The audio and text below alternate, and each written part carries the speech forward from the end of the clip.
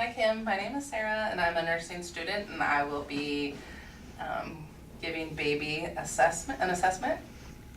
Okay, so I'm going to wash my hands. I'm gonna provide privacy.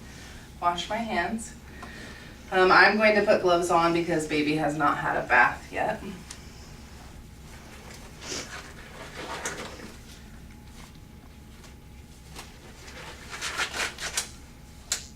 Okay, first thing I'm gonna do is check baby's band. Make sure this is Kim's baby.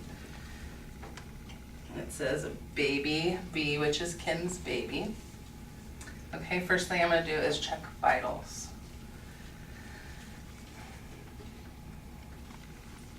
So I wanna check vitals first so that in case the baby starts to get really upset, I can hear everything, hopefully. So I'm going to uncover baby, listen to baby's heart for a full minute. Normal vital signs for the heart is 110 to 160. After doing that, I'm going to listen to baby's respirations for a full minute. A normal range for that is 30 to 60. Okay, after listening to those for a full minute, I'm going to go ahead and go to the bowels. Listen to the bowels. Okay. I'm also going to take baby's temp, which can range from 97.7 to 99.4. Okay, so we've done vitals. Okay, so I'm going to start with baby's head. I'm going to check baby for any kind of molding, which can happen just from delivery. I'm going to note any kind of like scratches or marks from delivery. Also, I'm going to look at suture lines. Overlapping can be normal just from the delivery process. A gap is not, you're going to check for a gap, which isn't normal. I'm going to check for the interior fontanelle, posterior fontanelle, and see if they're flat and soft. Okay, after that I'm going to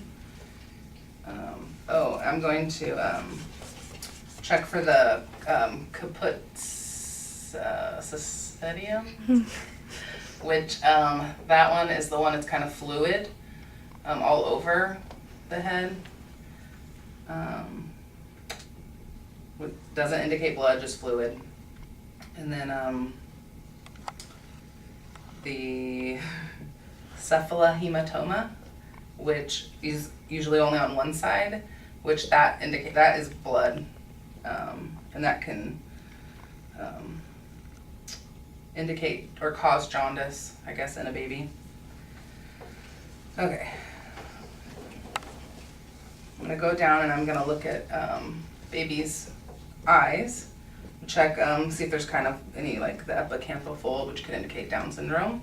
I'm going to make sure that they're symmetrical, that they line up with the top of the ears.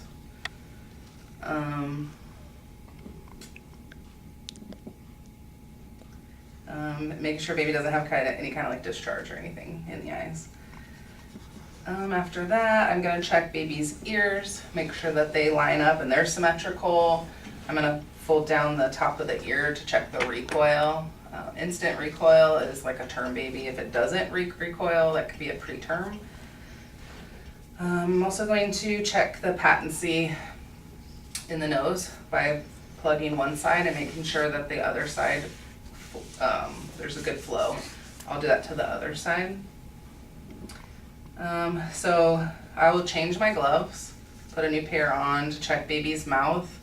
I would check to make sure that there's the palate is intact, and the baby's sucking reflex.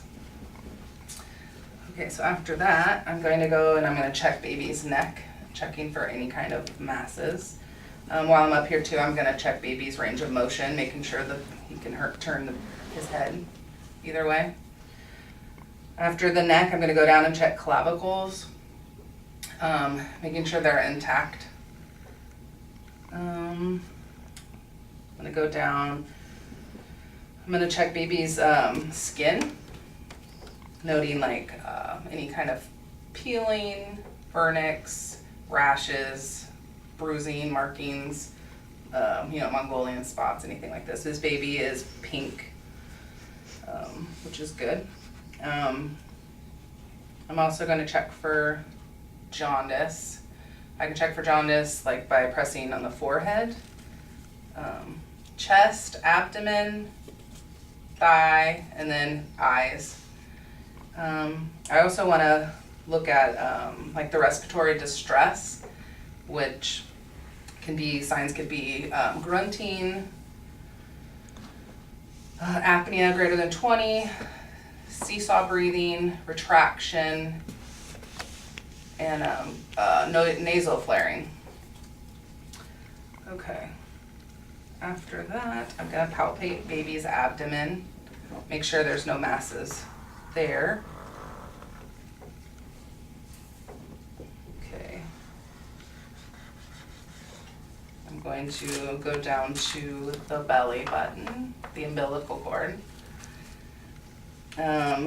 Noting if it's moist or dry. We want it to get dry, so we don't put anything on the umbilical cord. So you would note if there's any kind of discharge or like abnormal discharge. Or infection, I guess redness. Okay, so we don't want the diaper to get close, we don't want it covering, just so we don't want urine or anything in the umbilical cord. Okay. So I'm gonna go to I'm gonna check skin turgor while I'm down here, which would be, I just kind of pinch the baby's thigh a little bit there. So baby's genital, this is a boy, so I'm going to note if the foreskin is intact. You're not supposed to retract the foreskin, so if like a circumcised baby, you note the location of the meatus. Check rugae. The deep rugae or presence of a good amount of rugae indicates term. The no rugae is preterm. This was a female baby. Term baby would have the labia majora cover the labia minora. Normal findings could be discharge or spotting from presence of mom's hormones, but that could be normal, or is normal.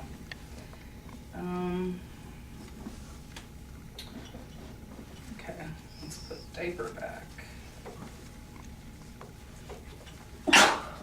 Bless you. Okay, so I'm gonna come down and I'm going to check baby toes. It's got 5 toes on each feet, 5 fingers on each hand. I'm gonna note the creases. Multiple creases, it says 3/4 is a term, less is obviously more premature. In the hands, multiple is a good normal indication. If there's a single crease, it could indicate Down syndrome. I'm also gonna check baby's reflex. So I'm gonna do like the Babinski, where I would do like a J to see if the toes flare out, which would be a normal reflex. I'm also going to check to make sure that like the muscle tone in the baby's arms. So I'm going to like hold them down and the baby should flare back up. I also want to check and do like clap to see if it startles the baby. Okay, I'm gonna flip baby over, check baby's back.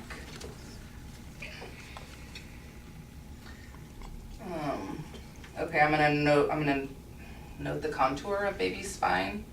Everything looks good there. I'm gonna note any kind of like the dimple at the sacrum or like tufts of hair or tuft of hair.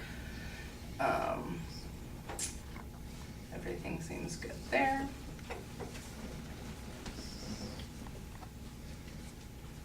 Okay. Oh, and I would change my gloves when I check the genitals.